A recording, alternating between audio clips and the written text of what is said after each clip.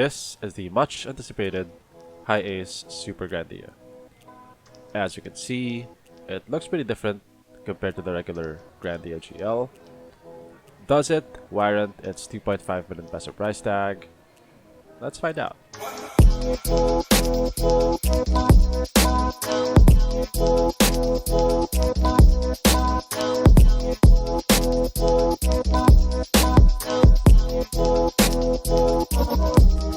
The Supergrandia will come in several variants. Each variant will have either a one-tone or a two-tone color scheme. Toyota will charge a 15,000 peso premium for the two-tone color scheme. This one right here is the leather one-tone. It will sell for 2.5 million pesos. This will be the mid-range variant. The top of the line is the Elite.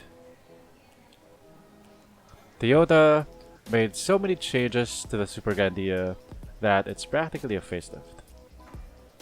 It has different headlamps. It has a different grille.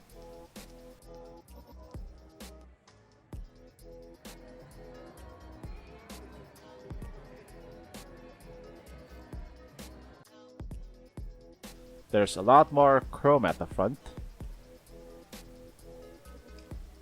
One major change is that it now has two sliding doors on both sides of the vehicle. On this variant, the doors are manually operated.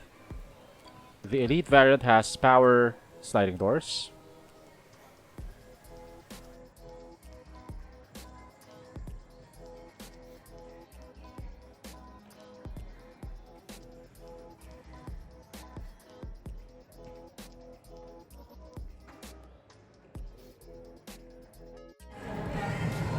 Okay, the side mirrors of the Supergrandia are smaller, and it doesn't have the wide angle lens at the bottom that the GL has.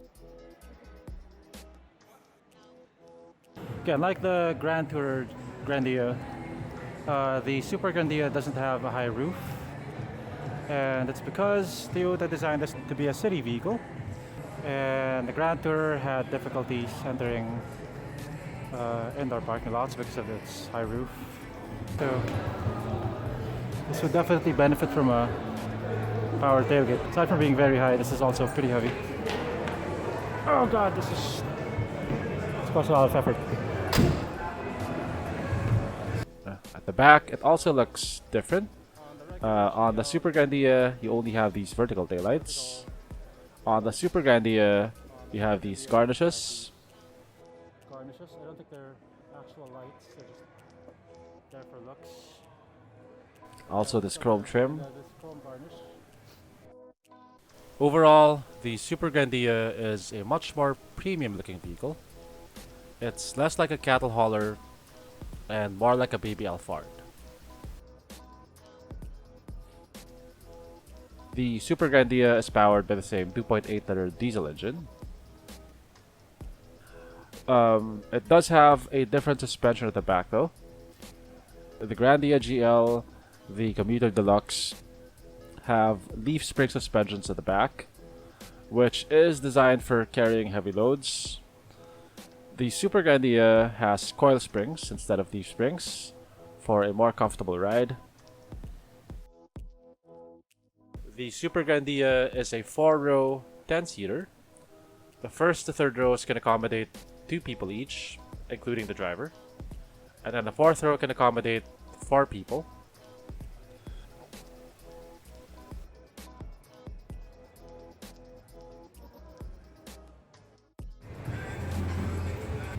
Okay, the driver's seat is manually adjustable.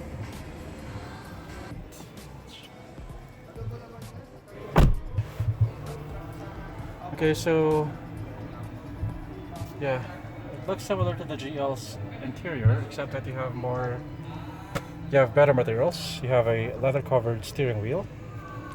You have a leather-covered dashboard. At least this part of the dashboard is leather-covered.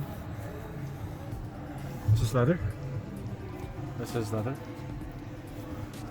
Okay, strangely, the passenger side of the dashboard is mostly plastic. Oh, this is also leather. Or at least it's soft padded. Oh, this is plastic. with fake leather stitching. This is also soft padded. You have leather seats, single zone climate control. You have the same 6.5-inch screen. You have aluminum accents around the aircon vents. One 12-volt outlet over here, and another one down here, like on the GL. Push start button. You have traction control. Yeah, you have cruise control, and you have your buttons here for your infotainment. It has an auto-dimming rear view mirror. One cup holder, another one over there, and another one over there. Okay, so here at the second row, I have plenty of legroom. The seats are also leather. You have this pocket over here. You have a piano black trim here on the back of the front seat. You have two aircon vents, and you have digital aircon controls. The Grandia only has single zone climate control. Over here you have USB ports, 2.1 amps. Okay, you have a piano black trim over here, and you have ambient lighting, reading lights.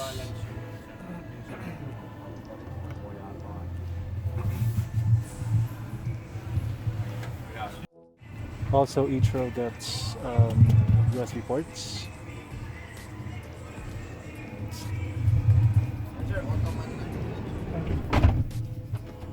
You have ambient lighting all around, as you can see. Okay, let's move to the third row. Okay, here at the third row I also have, oh sorry about that. Here at the third row I also have plenty of legroom. I have a cup holder over here. I have two USB ports. Also on the other side, and also a cup holder. Aircon vents, reading lights, and also the fourth row passengers have their own aircon vents. Okay, to move the second row seats forward, you can just step on this lever right here, and now you have ridiculous legroom. One thing I wish it had are power sliding doors. I mean, if you're in the third row and you have to go out, you can't really reach for that door handle over there. You'll have to ask the second row passenger to open it for you, or you'll have to do this, which is really inconvenient. Oh, sorry about that. Oh.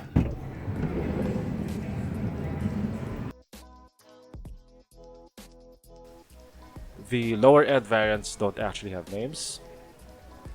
There's the Supergrandia Elite, and then the lower end models are referred to by their features like the Supergrandia Leather One Tone, the Supergrandia Fabric One Tone, the Supergrandia Leather Two Tone, and so on.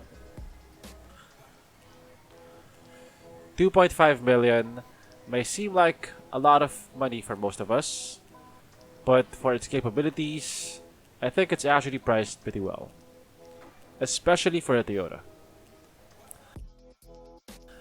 The Hiace Supergrandia doesn't really have real competitors at this segment. The Nissan NV350 is a much older design. It's not as refined, but it's also at a different price bracket. The Kia Carnival is closer to the Supergrandia in price, but it's less spacious, and it's also a different design. The Starex is a much smaller vehicle than the Supergrandia. So basically, if you have specific needs, like if you need a vehicle that can carry 8 people very comfortably with plenty of headroom, you probably don't have a better choice. At 2.5 million, the Super Grandia leather is probably your best option.